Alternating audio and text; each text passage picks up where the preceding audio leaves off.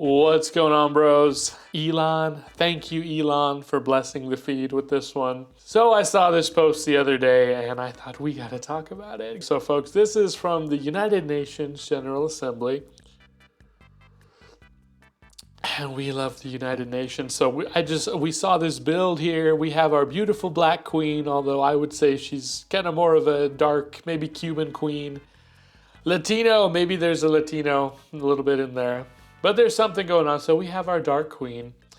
And we have Tom Hennessy here tweeting this out with 1.4 million views talking about. So I just thought we'd talk about the build, see what we can learn from this whole situation today. So let's go over it autistic style, like we do here on the channel. Whole rifle looks to be a Knight's SR-15. We have the Knight's backup sights here, Knight's ambi charging handle, tape on the front sight here, which is kind of interesting. Kind of a good idea, I would imagine, so that doesn't get bumped and adjusted. And if you do look at other guys, other gentlemen, they will do that as well. So kind of interesting. And aim-point T2 on the top on a what looks like a LaRue mount, although the interesting thing is it looks like the QD lever is on the left. Now, I had always thought you'd put it on the right side. I guess that's just based on other media I've seen, and then LaRue's own media, it's always kind of been on the right. But our Black Queen here, and the other gentleman too, has it on the inside facing the user. So why would they do that? Well, I think it is probably to prevent it from being bumped against something they're brushing up against. Although with that too, it feels like, to me anyway, this could get snagged on your own kit. So it's kind of an interesting choice there, but that is the mount as far as we can tell.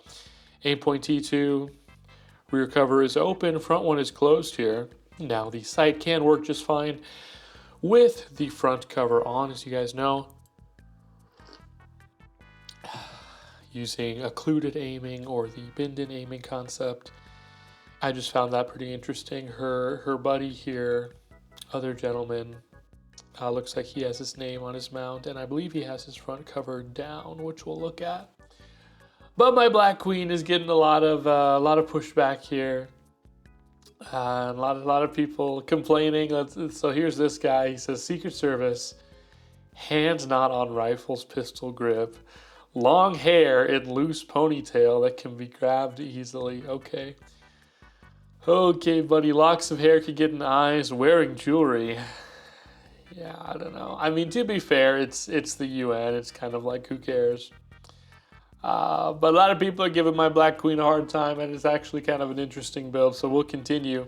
Streamlight Bros taking a victory lap. We have the Streamlight rifle light right here at the 6 o'clock position.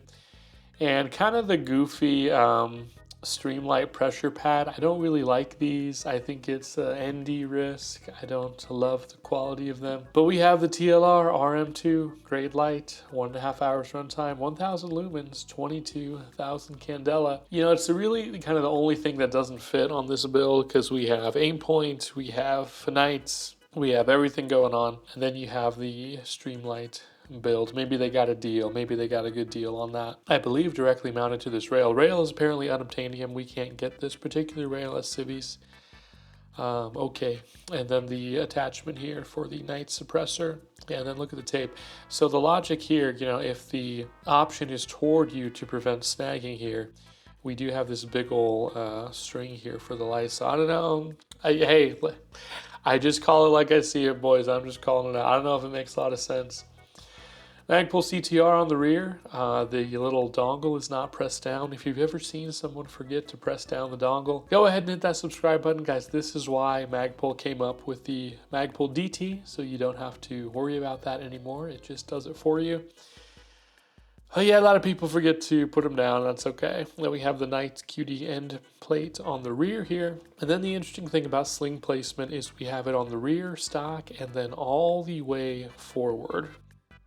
So, notable too, the QD end plate on the left side of the firearm for our left-handed users. I can tell this is a government build because somebody raised their hand and said, well, what about the left-handed people who have to use? They said, okay, you worried about that? Fine, now every gun gets a left-handed one. There you go. So now you're happy. That's how it works. You can tell. Also, Magpul grip panels, very nice. And this looks to be some kind of a sling retention system, magnetic sling retention. I believe it's a Sentry strap. Didn't know about those before. Kind of cool. Just holds your sling there and you pull it out and it's ready to go. So very nice. Almost forgot, Kings. We have the MOEK, it looks like here, as a grip. Very slim. I actually don't prefer this style anymore. I actually like the added material that they can add back here with the other grips. That just makes for a more comfortable trigger pull for me, but it looks like that's something that's standardized again across SS. So what do I know? I do think it's interesting if you guys want to clone the build, semi-clone. Would definitely be possible with commercial off-the-shelf parts. Kind of cool. You know, one thing that is a vibe too, and then BCM does this with all their uppers, is you have the black dust cover against the silver or metallic spring. I think that's very much a vibe versus just like the darker muted spring. Don't ask me why, I just think it's very cool looking. Then we also have the chrome bolt as well, a forever vibe. Yeah, it's just, the drip is immaculate, guys. Looks like the nicer Magpul QD little dongles there versus the cheaper ones.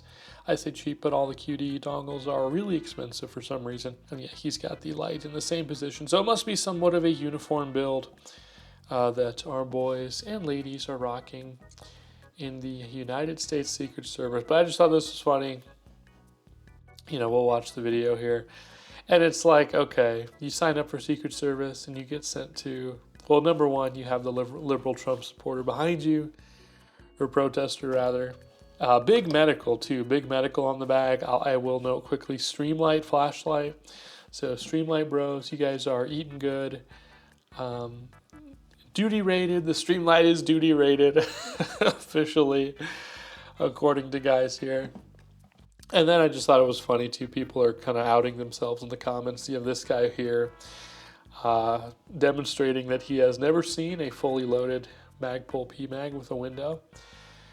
And then other gentlemen asking about the cover on front. Let's see, this guy's complaining about how the rifle slung.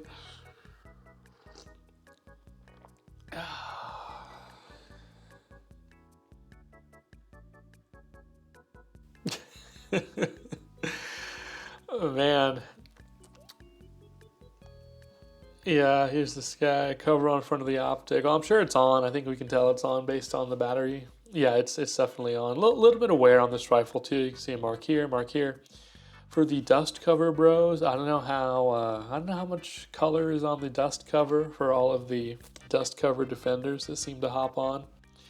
But overall, I just thought it's an interesting build. If I had to rate the build, fellas, the rifle build we're talking about here, I would give it a solid 8. Why are we losing 2 points? Not a huge fan of anymore the CTR, just because they did fix this problem with the DT. And I'm not the world's biggest fan of the Streamlight pressure pad among all pressure pads. I mean, if you were gonna have something up there, I think the Unity is actually a better choice, although I think most of the Unity stuff today is overpriced. You can even see our nation's finest using lower thirds. Yeah, guys, lower thirds, so hot right now. Everybody's going back to it. So very much a vibe, and I like the Knight trigger guard here as well. Glock MOS on the side, if it wasn't mentioned. So that's it. That's the build, guys. Let me know what you think. Oh, and we were talking about sling. The sling placement, to me, it feels like a control issue or mindset, ideology. You know, we have heard from a lot of people, a lot of talented dudes, that they actually prefer the mounting closer to end of the receiver and the front of the handguard right here. Of course, that's not feasible here with the sling retention mechanism that they all have. But it's interesting. I would imagine this is kind of for the public too, if anyone were to try to wrestle the firearm away, just having the attachment point as far out as possible. You kind of control the direction that the muzzle is pointed a little bit. So that would be my guess there.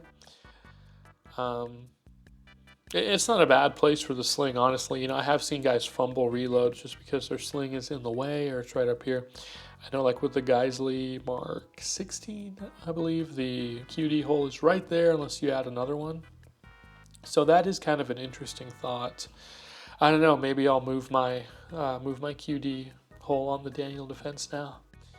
We'll see, guys. What's a better build, my Daniel defense or this Knights from Secret Service? You don't have to answer that. You guys, I don't know, or maybe do. I don't know. Let me know what you guys think. But yeah, just red dot and the backup sights, guys. Maybe that's all we need. Fellas, if you liked the video, feel free to sub. If you didn't like the video, not sure what you're still doing here, I will see you in the next one. Support our Black Queens.